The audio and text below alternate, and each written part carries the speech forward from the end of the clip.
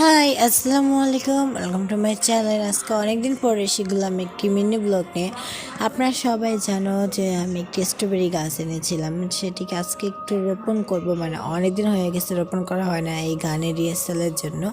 যাই হোক, তারপরে এইখানে একটা আম গাছ লাগানো ছিল, তারপরে আম গাছটাকে উঠিয়ে রেখে দিলাম। আবার কিছু আজিরা কমেন্ট করতে পারে যে আম গাছটাকে কেন ফেলে দিলে, আসলে এটা ফেলি নাই, এটা রেখেছি, এটা আবার পরবর্তীতে লাগাবো। এখানে সেই বালতিটায় আমি অন্য কিছু একটু ছিদ্র করে নিয়েছি, এরকম একটা নেট নিয়ে নিয়েছি, সেটাকে এটার মধ্যে দিয়ে দিচ্ছি।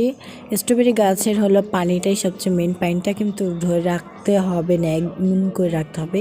এই সেট আপটা হয়ে গেছে। তারপর আমি কিছু তরকারি সোবরা টোবরা এগুলো দিয়ে দিচ্ছি।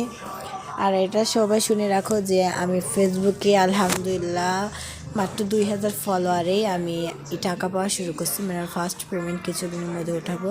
তোমরা যারা যারা আমার ফেসবুক পেজ ফলো করছো তাদের জন্য কিছু আমার তরফ থেকে ভালোবাসা আছে, তারা আমাকে ইনবক্স করো, আমি তাদেরকে কিছু কিছু করে গিফট পাঠিয়ে দেবো। যাই হোক, বেশি কথা না বলে মাটি দিচ্ছি, এখানে আমরা সারটা দিয়ে ভালোভাবে রোপণ করে নিয়েছি।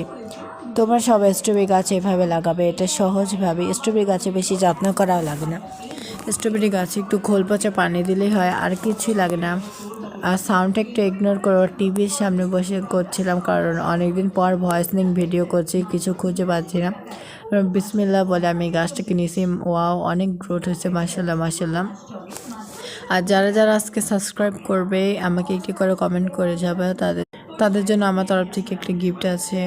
আর যারা কেউ সাবস্ক্রাইব না করে আবার বলো না সাবস্ক্রাইব করেছে, তাদের জন্য কিন্তু আমার অনেক অনেক ভালোবাসা থাকবে।